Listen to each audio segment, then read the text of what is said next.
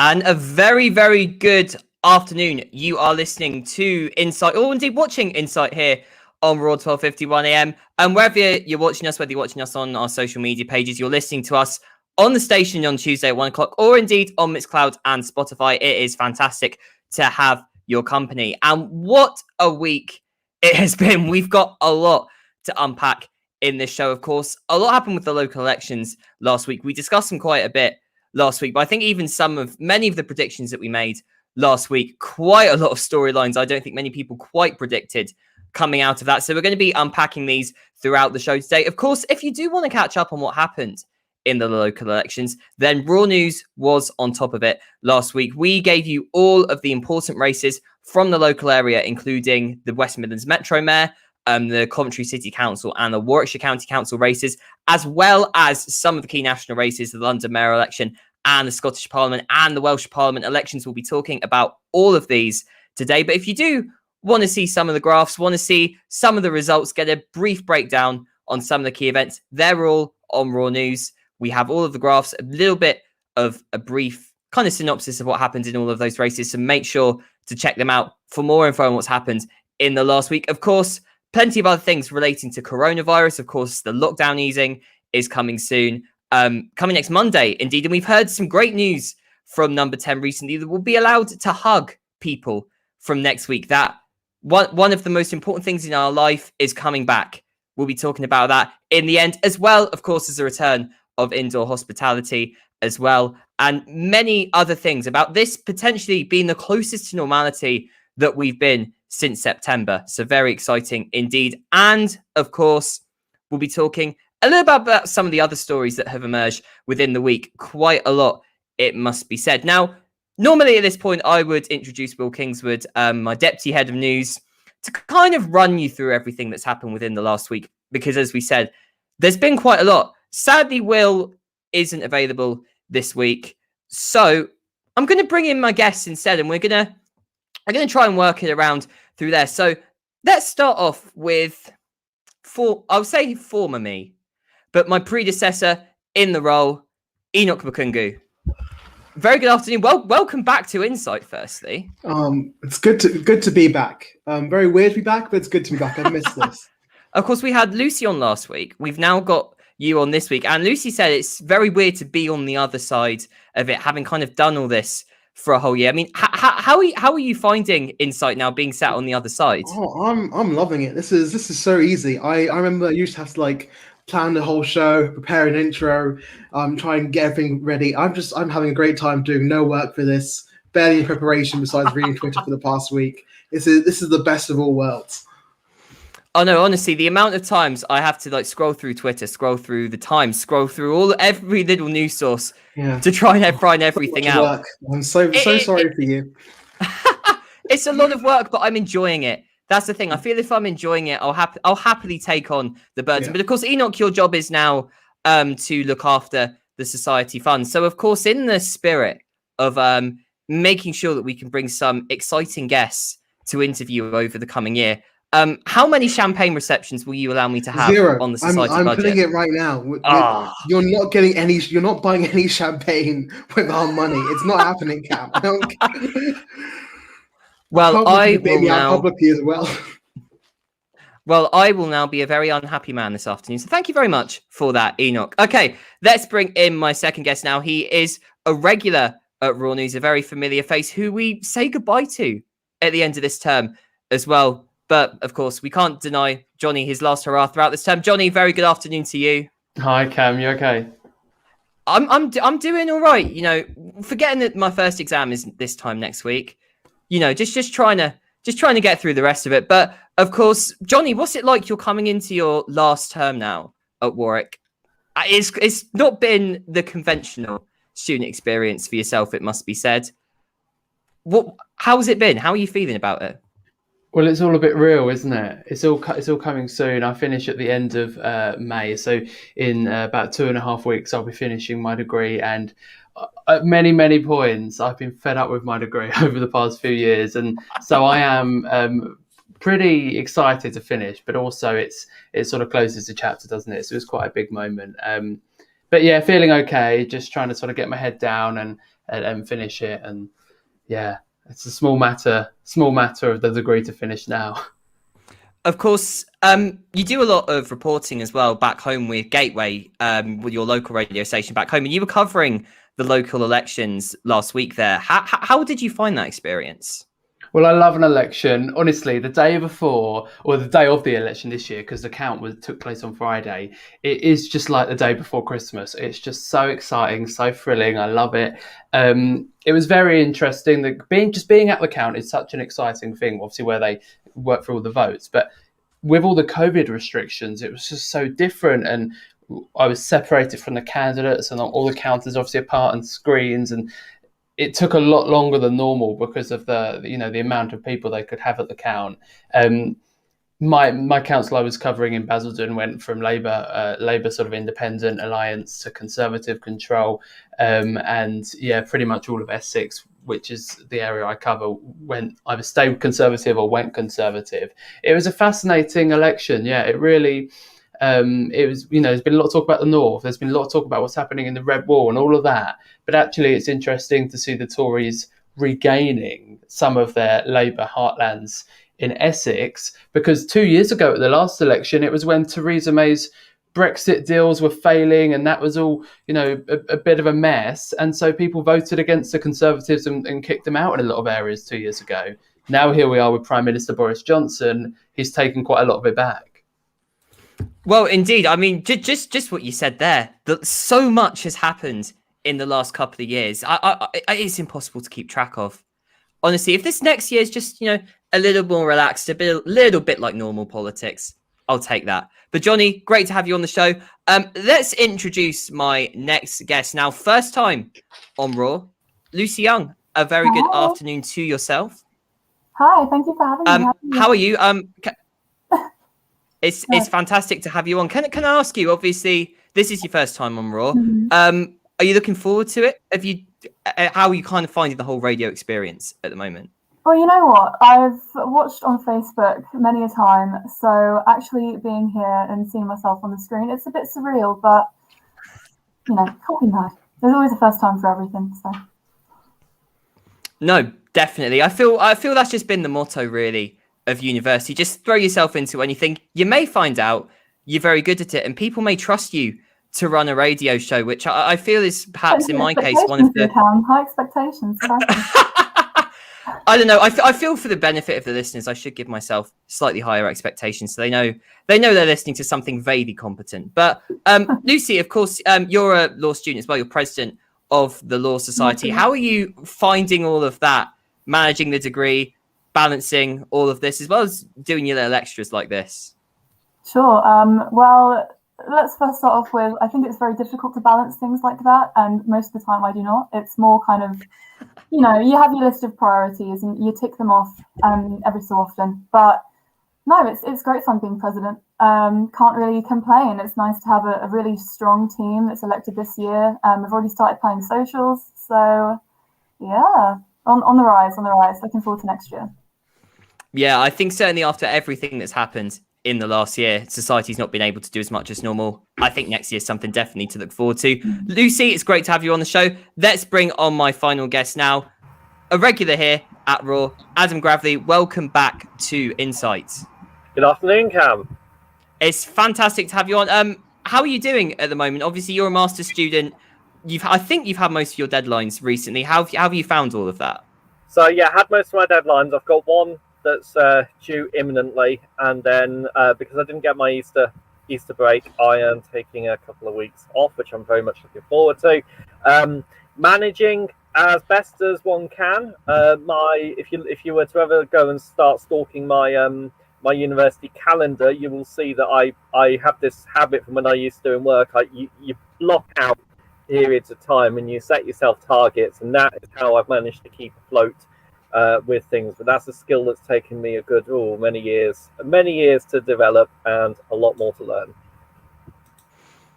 Definitely, I could do with some of that time management. I could do with some of that ability at the moment. I get up in the morning, I write myself a little to-do list of what I want to do, and I get to the end of the day. It gets to about 10 o'clock, and I'm like, can I really be bothered to do this cleaning I said I was going to do? Can I really be bothered, to do this little bit of washing? half the time, no, bed is too comforting in the evening. Once you're in, very difficult to get out. But Adam, fantastic to have you on the show today.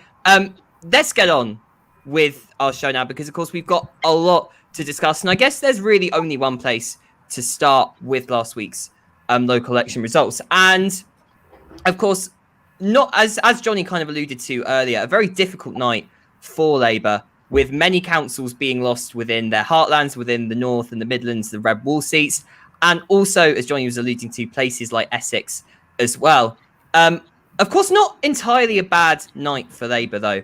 There were some wins in Manchester, where Andy Burnham was elected by a landslide. Also, the West of England mayoralty as well. And also, arguably one of its biggest successes of the night, extending its majority in the Welsh Parliament and being able to govern by itself. Of course, a lot of questions has been raised about the Labour Party. Of course, after 2019, the debate was, can Labour win back its traditional voters? Does it need to move away from Corbynism and the left of the party? Does it need to move back towards the centre?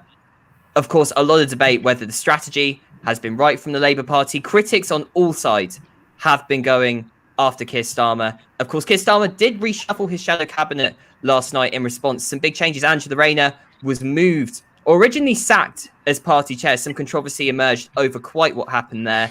She's now the shadow Chancellor of the Duchy of Lancaster, so shadowing Michael Gove. Rachel Reeves, who was in that position, has been promoted to shadow Chancellor, and Annalise Dodds has been demoted to party chair.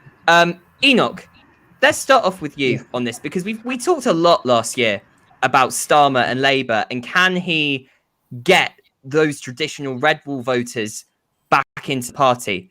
And presumably from the results on Thursday night, he's not been able to do that, and the situation in many ways has got worse. So we've gone wrong. I think the key thing to realize with Hartlepool, because I have a lot to say about this election, probably too much for a single hour radio show, or even half an hour. The key thing to realize about Hartlepool is in 2019, realistically, it should have fallen to Conservatives. The right-wing vote in Hartlepool was far larger than Labour's overall vote. If you combine the Conservatives and the Brexit Party, and what we sort of saw here was that sort of coalescing. So the question is this an accurate judge of how good Keir Starmer is doing, or simply the final aftershock of 2019? I do think it's fair to say that the wider results show that his strategy is maybe not connecting with voters as much as they could. But I think there's more issues with what he's doing currently, strategy-wise, than just trying to win back red wall voters. I think he's neglecting potential new voters in what I'm gonna start calling the blue wall, because I think I like the asymmetry of a red wall and the blue wall. I think he needs to start winning voters in the blue wall. We just have loads of walls in British politics now. That's what it is. Yeah. It's gonna be just walls everywhere. We have the SAP wall, DUP wall, every color of wall you can imagine. I think he needs to start working on winning over the blue wall voters down south if he really wants to win another election.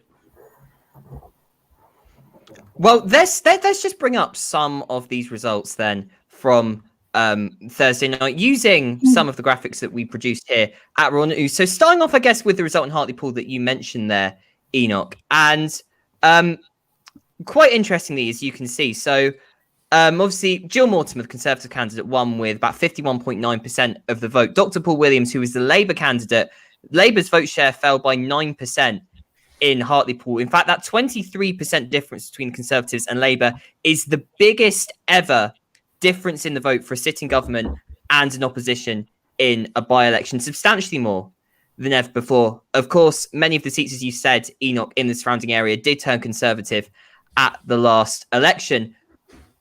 I want to move on to this graph as well. So this was the West Midlands Metro Mayor election. And again, this in 2017 was the first time for many that Labour's issues in their traditional heartlands, that they were starting to have issues winning these voters over. Andy Street extended his majority over Labour from 2017, an 8% majority over Liam Byrne. And again, raising the question with many of the voters in Wolverhampton, in Dudley, Solihull, Walsall, the exact sort of voters that traditionally very strongly Labour have now started opting Conservative. Lucy, I'm going to come to you next. Where do you apportion the difficulties that Keir Starmer is having with these red wall voters? Is it the leadership? Is it the policies? Or is it just maybe the government have been doing particularly well and benefiting from a vaccine bounce? You know what? I think it's a little bit of everything. Keir Starmer entered his leadership with his 10 pledges, and realistically, within a year, he's managed to either fail to meet them or, in fact, kind of just completely neglect them and act against them.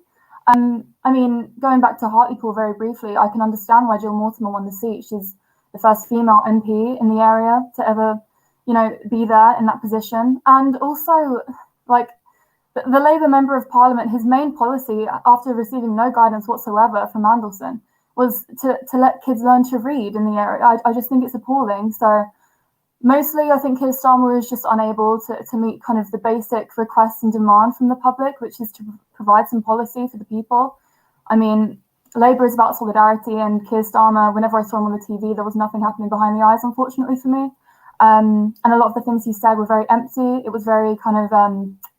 his campaign was just controlled, I think, to an extreme extent. Adam, if I can move on to you now then. So I guess Lucy makes a point there. A lot of it was on the leadership. A lot of it was on the strategy there. There have been a lot of calls from people in the left of the Labour Party. Diane Abbott, for example, on the night after the election, said that this is a sign that Labour need to adopt more of the radical policies, emphasising that Labour won that seat in Hartlepool in 2017 with one of its biggest ever majorities. Of course, Peter Mandelson, in response, said to that if you take a look at the last 10 sets of general elections for the Labour Party, it's all losers apart from Tony Blair's 3 victories. So do you think that ideological side of the Labour Party and the ideological divide there influenced this result? To an extent, but in reality, Hartlepool, the votes were split between the Conservatives and the Brexit Party last time around, so that probably helped Labour actually maintain control in Hartlepool. I think even if Jeremy Corbyn was leader this time around, they would probably still have been looking at potentially losing it. I think what the voters really want is they want some sound policies. They want a clear alternative that they can choose from. So they've got a clear choice between the government of today, who were bolstered for their vaccine performance, or then potentially an opposition. And quite frankly, I think that the voters are probably sick of factional arguments from two sides of the Labour Party deciding to air their dirty laundry in public. And maybe one of the things that Andy Burnham, for example, has been able to do in Greater Manchester is he has been able to not take a factional approach, but actually look at getting the blend of some of the radical alternative policies that can be delivered, but is also been somebody who's been willing to work with the government and at times even stand up to the government, actually work constructively with people across all sides of the aisle. And I think actually that is the strategy that Labour should have used this time around. I think they've got some good policy minds, but they didn't have a strategy and they didn't have a message that was really clear to voters this time.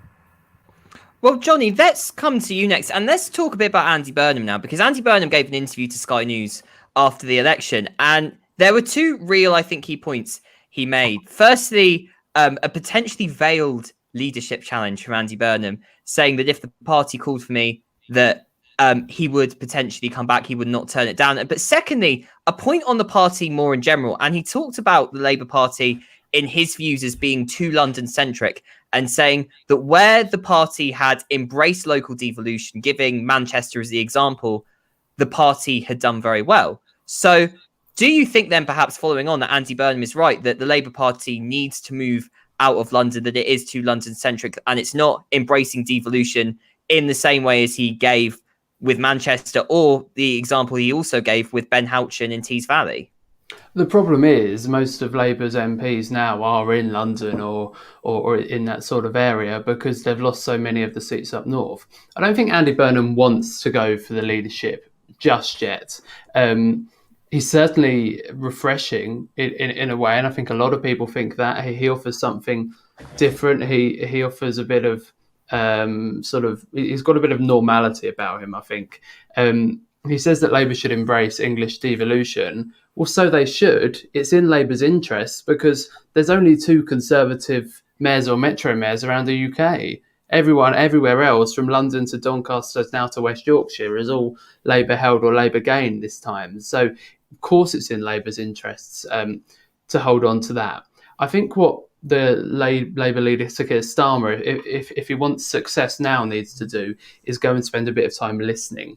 I truly don't believe that he understands why people have voted Conservative and not for Labour. I don't think he gets it.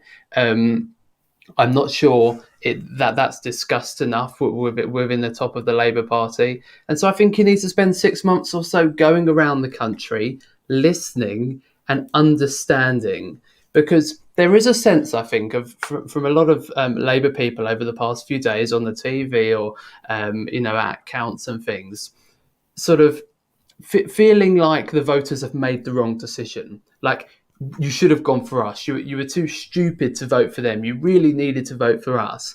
And actually not asking, what are the issues that you care about? Why is it that you're changing your mind after generations of voting Labour? That understanding needs to be there. And of course, I know it's difficult with the next election, probably a few years away. Sorry, someone's coming to arrest me here. With the election a few years away, it's difficult to put policies forward, but we need to know what Sir Keir Starmer stands for. I know he was the Director of Public Prosecutions. He's told us that many times. I know his wife works in the NHS and his mum used to work in the NHS. But other than that, I'm not sure I know that much more about him. We need to learn more about what the Labour leader stands for, and he needs to know why they aren't voting for him. He needs to listen. I mean, before we move on, Johnny, I was going to say, with that police car, you are dressed rather appropriately, I must say, for such a scenario. I live between a fire station and a police station, and it's just like boom, boom, boom, all the time. I don't know. Maybe this is a secret penchant for law enforcement just coming out now, Johnny. I've got to ask very quickly, though, just following on from what Johnny said, that the Labour Party has traditionally been conceived as the party of Haringey and of Hartlepool. Of course, following Thursday, it has lost one half of that. But there's always been in the past, I guess, a sort of a coalition between its metropolitan and its traditional working class voters.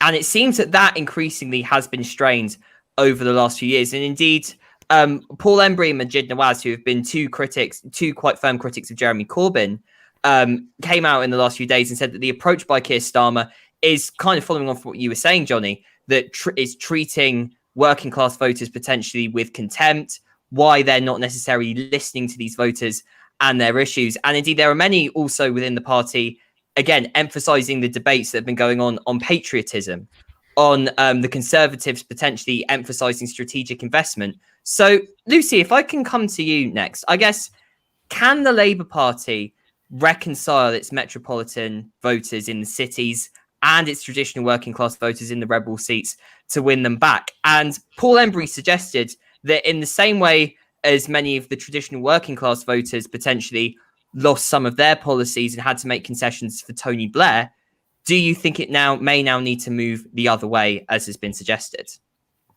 In terms of reconciliation, I think the party will struggle, especially with the reshuffle that's just happened. So obviously Nick Brown, the chief whip, was sacked after 37 years of service within Labour and replaced by Blair's old whip, Alan Campbell. So that in itself is very problematic and very reminiscent of Blairite politics. Even new MPs that have been given new positions, Lucy Powell, she's the housing secretary and she's a landlord herself, so you can see the bias within that. I think if Labour want to reconcile with different areas of society, they need to kind of reduce this reliance upon kind of sectarian politics. I think it's causing a divide, and current Labour with Starmer in charge it's depleted. So perhaps then following on from that, Adam, that if the Labour Party, is it an issue then of the leadership not being able to put these policies forward? Is it worldview? Is it ideology? Where do you think the issues in reconciliation sit? Or do we even need reconciliation for the Labour Party to win again? We do need a certain amount of reconciliation.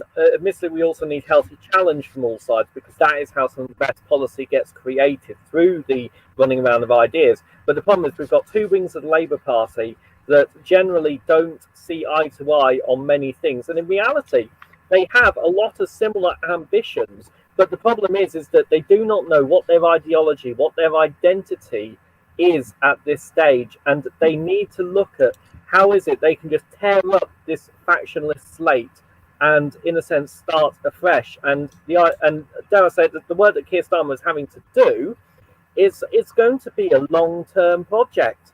And unfortunately, that doesn't bode well for the next general election that could easily be 12, 18 months away, or the Batley and Spend by-election that will be announced in very, very shortly, and will occur at some point this year.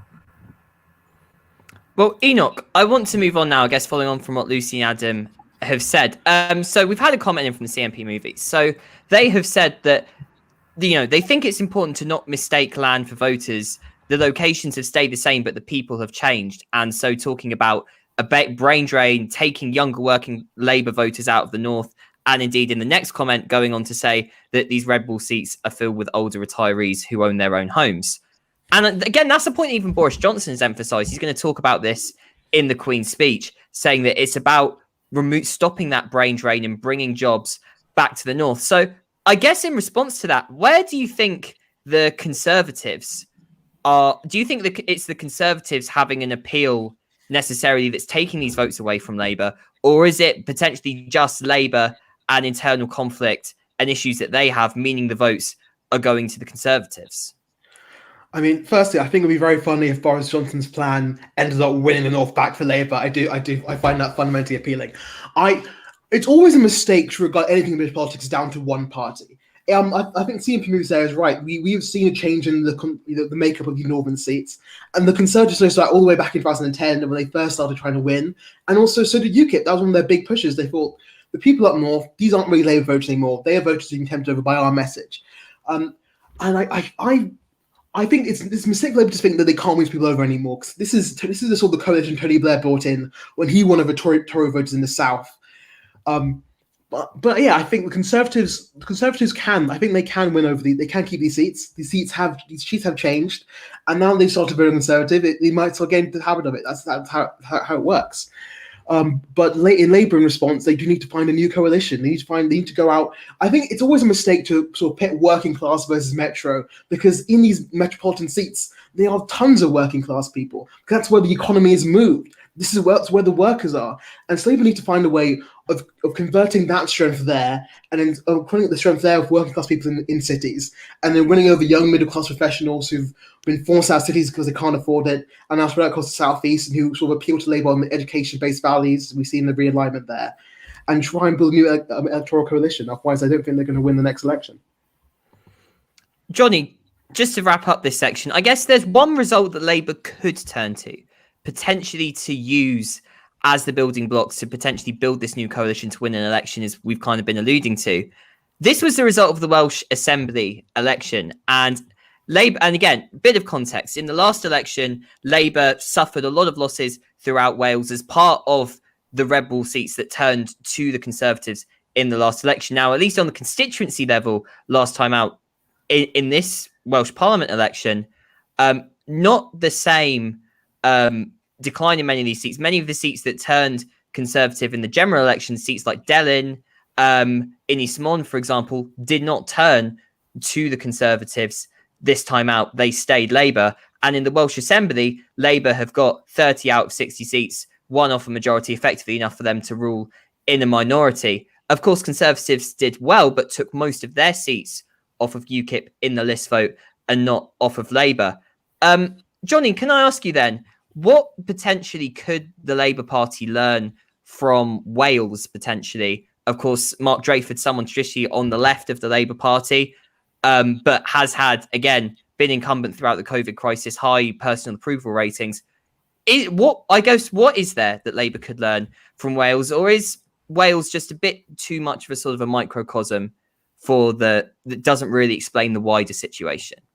I think Labour can learn from this that a pretty stale, pretty boring man in charge of Labour in Wales can win. And maybe Keir Starmer can take something from that in the rest of the country. But as you say, it's an area that's voted Labour for so long, and actually it would be far more concerning for the party if they hadn't done that. The more interesting devolved nation is Scotland, because, yeah, we can talk about the Red Wall, and yes, Labour probably need the Red Wall to win an election, whenever that may be.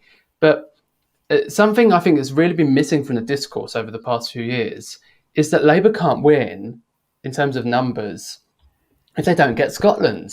And so they need to do something about the SNP, which is just so close to having a majority in the Scottish Parliament, and a parliament was designed to never have a party in majority. So it just shows how well they're doing. So either Labour embrace independence and they say, right, off you go, we're going to do an England, we're going to look at Wales and we're going to try and do something there. Or they link their arms with Boris Johnson and the Conservatives and they say, we're going to do everything we can to stop independence. They need to do something there about Scotland in order to win an election, because it's a numbers game. They just can't do it unless they've got Scotland. And of course they need to do this whilst doing something about the northern areas and trying to regain something there. But it comes back to understanding why voters act the way they do. So why are they... why are people voting for the Conservatives in the Red Wall? Yeah, we've touched on that. But why do people want independence, and why do they want Nicola Sturgeon? They need to be asking these questions and not talking over people, but sitting back, listening to the answers and having a good long think about it. Okay, well, let's bring up the result of that election now in Holyrood. So Scottish Parliament, as you said, Johnny, the SNP 1 seat off majority, 64 out of the 129 seats in Holyrood. The Conservatives stay unchanged on 31. Labour actually went down 2 seats in the Scottish Parliament to 22. Of course, Nicola Sturgeon came out immediately and said that there is now a democratic mandate for IndyRef 2. Of course, it became a big issue throughout the election. Enoch, do you believe now as a result of this election that there is a democratic mandate for IndyRef 2? Well, it's very complicated because clearly there's a majority of pro-independence MPs in the Scottish Parliament. That is plain and simple. But if you look at in terms of vote share, there is a slight majority of unionist votes compared to independence votes. But of course, the vote share doesn't matter when it comes to election. What matters is the number of seats they have, and the independents clearly have it. Whether or not Boris Johnson goes for it, I think he'll be an idiot. He'd be an idiot to go for it. But I think maybe he could see it's a chance to put it to bed once and for all again, and try and win. There was a very interesting phenomenon, I must say. And Adam, I want if I can ask you about this. Ruth Davidson put a video out on the morning of the election as part of the Get Out the Vote campaign, and she really emphasised making sure to get the peach votes, the list votes, in that election. And when it came to the constituency votes, her exact words, I believe, were something like, if you can lend us your constituency vote, that would be nice, but the priority is the peach vote. So there were signs in certain seats that the SNP majority got stopped by unionist tactical voting. So do you think that this is potentially a watershed election, as much obviously for the independence campaign saying there's now a mandate for IndyRef 2, but also for unionists to show that they need to now bind together, put partisan differences aside to work on this? I think what the election shows is that the idea of an independent Scotland is incredibly split. And I think that's because there are various different avenues of what independence can look like, but there are also various different avenues of what a new deal for the United Kingdom could look like. And a huge amount of that is going to really determine, I suppose, which way any future referendum campaign would go. So we had former Labour Prime Minister, last Labour Prime Minister actually, Gordon Brown, on radio this morning, on Radio 4, talking about the fact that they need to, that if they're wanting to have an independence referendum, first will need to be really clear what independence means, and there needs to be a really clear alternative plan of devolution for the United Kingdom. So I think this election, all it's done is it's shown that the referendum debate is still about 50-50, and it could easily go either way if they're not careful. So cool heads really need to come together and really try and plan out what the options are on the table for the people to help there be an actually informed decision and a really clear indication one way or the other. No, certainly. And Lucy, if I can come on to you now, I guess following on from that, of course, independence, it seems, has been a big part of the referendum result. Nicola Sturgeon's emphasised a mandate for India F2. Of course, one of the things that Anna Sarwar and the Labour Party did was try and move the debate onto issues of public services in particular. Obviously, Labour lost 2 seats in the last election. So is that a sign, perhaps, that the debate in Scotland is still going to be fixated upon independence until this issue is solved? Or perhaps is there a sign that other debates can be put at the forefront there? Well, this is the thing. I mean, they put forward the Sustainable Growth Commission report, and a lot of the things mentioned within just kind of reinstill this urgency for neoliberal kind of politics and economics. I think as well, the left of the SNP have it's been eradicated since 2014, and I think it's a great shame. Like, they've removed a lot of important policies like, you know, access to education and free prescriptions and things like that. But sorry, what's the question again? So I guess on the wider debate, is independence now effectively like Brexit was in the UK was an issue that's going to potentially paralyse anything else getting done in Scotland until there's an independence referendum? And given the result, should Boris Johnson perhaps just grant the referendum, and then either way it goes, then put forward that you can now focus on other issues? This is the thing. I mean, Dev appeared on the Andrew Marr show yesterday, and when asked about whether they take Scotland to the Supreme Court, I think you could definitely sense a little bit of PTSD in Gove's eyes when he said no and then kind of backtracked and kind of blithered all over the place. So it's pretty safe to say I think Scotland is a strong, independent country. It's independent now as it stands today, with a lot of the things that it already does. And I think influence from London and from Westminster is only kind of intoxicating their national kind of space and their infrastructural framework as well. Well, I think this is the constitutional debate in Scotland, as well as all these local elections results. There's a lot to unpack. And of course, trying to unpack it within half an hour is very difficult indeed. But of course, we'll continue to see the fallout both from within the Labour Party, both within the constitutional question as well. I think it's going to be very exciting to see. We do have to move on now because we are slightly pushed for time, because Insight is sadly not going to be around next week. Don't blame me, blame the Central Timetabling Office for that. But what is, of course, happening next week, and I really wanted to kind of touch upon this today, is the next stage of the lockdown easing. And it was confirmed by the government last night that it is going to go ahead as planned.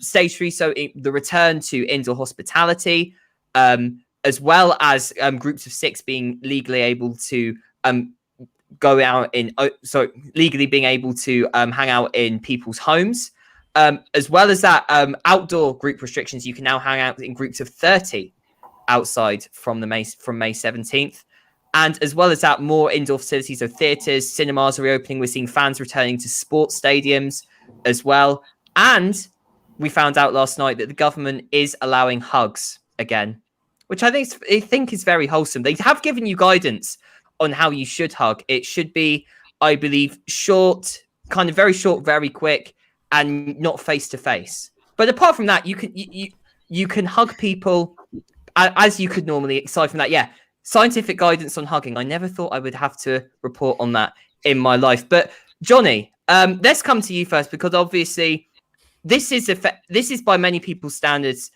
the next stage of normality, and there's an increasingly optimistic perspective that we're on an irreversible road out of lockdown now, that with the vaccination program we're being able to get back to normality. Are you optimistic for next Monday? Yeah, I think it's positive, especially as we look at the vaccination figures and we see that over 2/3 of the adult population have received a first dose of a vaccine, and that just makes me so happy to think about. It is important, though, that we exercise caution and that we see that there's very few people out there now who haven't had a vaccine, in the older generation. They're generally a bit safer. But look at us. Let's look at each other and say, we are the people who could be carrying this virus around. And so it is our responsibility to be so careful. It's our responsibility to take rapid COVID tests. And you can get a box of 7 from a pharmacy and they take just 30 seconds to do. And I do them twice a week, and it's just nice to know. And when it comes to hugging and seeing people indoors and everything else, a lot of what people are doing already, It's just so important that we exercise caution because we don't want to have to go back, and we don't want to be the ones who have new variants going round and us contributing to the spread of that. I'm looking forward to it. I'm also looking forward to the fact that, from the May the 17th, we're then just 5 weeks away from the big freedom date of the 21st of June, because, it's 4 weeks plus one. So we're really getting there. It's so positive. It really, really is. We're getting closer to normal. Let's not blow it, though. Let's be sensible. Go and get a box of tests today. You're not special. You can get the virus just as much as anybody else. Make sure you're careful. I feel, Johnny, if you were the spokesperson for the government right now, have you considered taking that job? I don't think my work would allow me to. just to convince people, because I guess that's the point. It's about getting back to normal, but doing it responsibly as well. And there's a real emphasis being placed upon that. And indeed, obviously, the optimism as well that's coming with it, as you touched upon there, Johnny, so much so that the government have said we may be able to relax social distancing on June the 21st. Enoch, do you think that at this time right now, with the fact that not the entirety of the population will have received their first dose by the June 21st, obviously we had discussions on vaccine passports previously. So I guess my first question to you is, does this potentially take the debate away from vaccine passports as a sign that the government are potentially not introducing them now? And secondly, do you think that we can return to no social distancing on June 21st?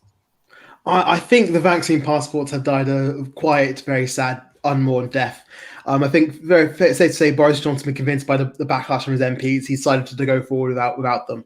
And it's the right call as well. I think unless he can ensure everyone was vaccinated, there's no way it's going to work. On social distancing, I'm optimistic. I'm choosing to believe, but I don't want to be disappointed again. I can't be disappointed again. I can't get my hopes up in the idea that we're all going to be gone on 21st, and it doesn't happen. But I think overall there's enough positive stuff happening that I'm not particularly concerned about it. But I don't see it quite. I don't see us quite getting there.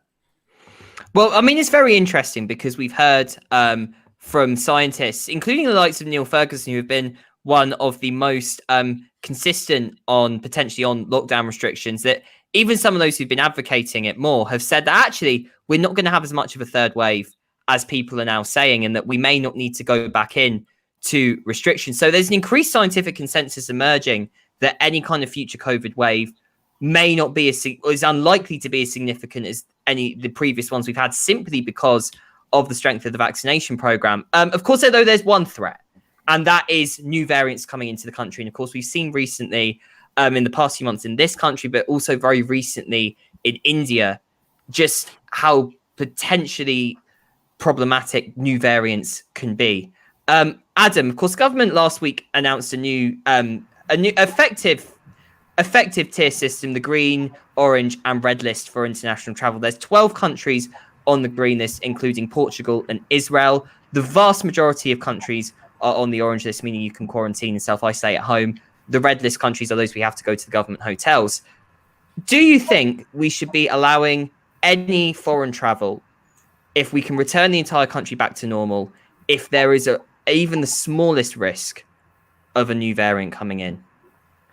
Well, I think it has to be a balance of all the risks. And I do think what the government need to do, and what I hope they are doing, and what I'm very confident with our scientists are doing, is they're trying to really balance out all of these to look at scientifically what is going to be the impact of such and such a decision. As a layperson, I would rather they err on the side of caution so that we can try and make this as irreversible route out of lockdown as is possible. If that means delaying international travel, if that means putting more countries on the red list, then I think that it's going to have to be the small price that we pay if it ensures that the vaccine can continue to be rolled out, not just to us, but to other countries around the world, so that we can build up resistance to the virus, which then allows us to unlock and continue to ensure that virus rates are down, keep the pressure off our health service, and keep people safe. I think, again, hopeful cause for optimism, at least domestically. Of course, the international situation, of course, the UK is a lot further ahead in vaccinations than a lot of other countries. Lucy, I'm going to give you the last word on this show today. Some scientists have said that they believe that we may be past the COVID crisis by the end of August, where people have had will have had their vaccinations. Most people have had their second doses by that time in August as well.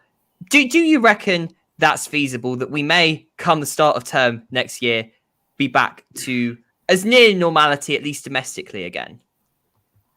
I think it's nice to have optimism like that. Perhaps in the UK, we'll reach a certain threshold where we can kind of go back to a sense of what we perceive to be normality. But globally speaking, it's simply not the case. I mean, America and Joe Biden, for instance, with the patenting on different vaccinations to basically just be made available to lots of different countries, and it's kind of more so about equipment and being able to globalize vaccination production. I mean, as you mentioned India before, it's chaos. People are dying, and I think just within this month there'll be 1 million deaths relating to COVID. So just because it's not happening in the UK doesn't mean it's not happening elsewhere. And then that ties into the variant argument as well. And we don't know what can spring up, and we'll be able to avoid the vaccine if that's even the science behind it. I'm not entirely sure, but I don't think it's healthy to set expectations for ourselves when, I don't know, we're not past that certain stage yet.